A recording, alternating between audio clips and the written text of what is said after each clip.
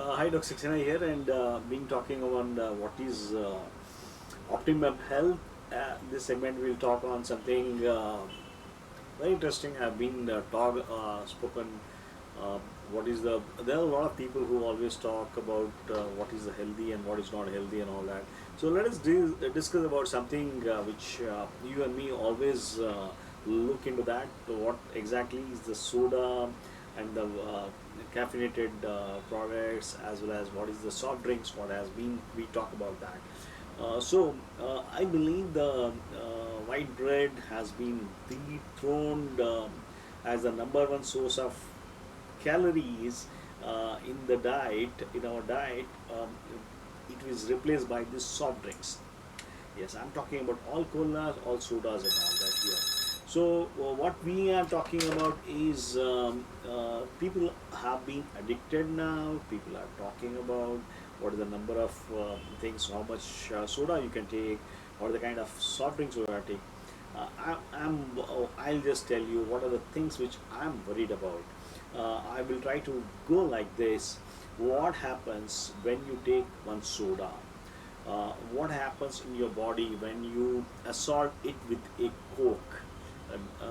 So you need to understand that the first 10 minutes, what happens is the kind of there is a something like 10 teaspoons of sugar hit your system, and this is the 100% of your recommended daily intake.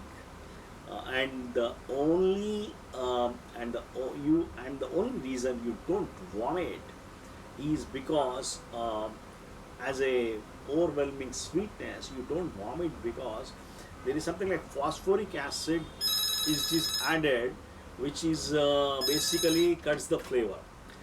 So what in the first 20 minutes, within 20 minutes your blood sugar spikes and your liver responds to the resulting insulin burst by turning massive amounts of sugar into the fat. Uh, Within 40 minutes, what happens? Let us see. The caffeine absorption is complete, your pupils dilate, your blood pressure rises, and your liver dumps more sugar into your bloodstream. Around 45 minutes, your body increases dopamine secretion, it's a dopamine production, which stimulates the pleasure centers of your brain, a physically identified response to that of heroin, by the way. So you get into that kind of this one. So after 60 minutes, you start to have the sugar crash again. Let us look into what are the major components of this thing called soda. The major components are: number one is the phosphoric acid, number two is the sugar, of course. What sugar I'm talking here is nothing but something like high fructose modified corn syrup is the one thing which is in the form of sugar. So we are talking about phosphoric acid. Phosphoric acid interferes with the body's ability to use calcium, leading to osteoporosis or softening of the teeth and bones. Sugar is a proven thing. Sugar increases insulin levels, which can lead to high blood pressure, high cholesterol, heart disease. Sugar is the most big villain. It's not the cholesterol is the big villain. Diabetes, weight gain, you have got premature aging, and more negative side effects. Most sodas, over 100% of the RDA of sugar. Sugar is so bad for your health. I can always tell you what are the things we should always look into. One particular thing which should be looked into is sugar. You have to be careful with that. These days we use something like substitute of sugar, which is something like aspartame. It is being used in the diet soda, diet coke, and all that. See, there are at least I can tell you 92 different side effects, health side effects associated with aspartame consumption, including brain tumors, birth defects, diabetes, emotional disorders, and fits also. Caffeine, which is added in the the sodas, is a caffeinated drinks, causes jitters, insomnia, high BP, irregular heartbeat. You have got elevated blood cholesterol levels. You have got some vitamin and mineral depletion. You may get into something like breast lump, fibroadenoma due to caffeine. Caffeine interferes with the liver metabolism, and your healthy, your normal estrogen gets converted to the toxic estrogen, which causes a problem with the fibroadenoma. It is not properly, if the estrogen metabolism is not done properly, if not done properly, the liver, because of this particular step, you get into problems. And perhaps with caffeine, I definitely tell there are, you can always get into something like cancer also later. What happens? This another thing is the main ingredient of the bottled soft drinks is the tap water, and I recommend everyone drinking tap water to avoid it, because there are a number of chemicals which starts from chlorine, trihalomethanes, you have got lead, cadmium, arsenic, and in this part, too many things. We need to be careful about this. So this overconsumption of the sodas and sweet drinks is one of the leading causes of worldwide obesity epidemic. Being we are really trying to battle out what is this bulge, why we are getting into that.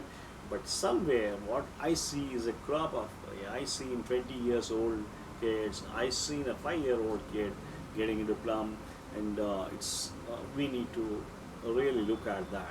So I can always relate this particular thing. There were studies in Lancet showed that there are 12 years old kids who drank soft drinks regularly. They were likely to be overweight than the kids who don't did.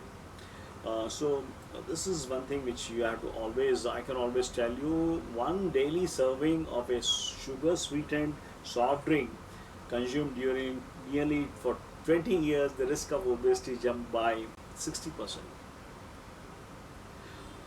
It is, you need to look into that.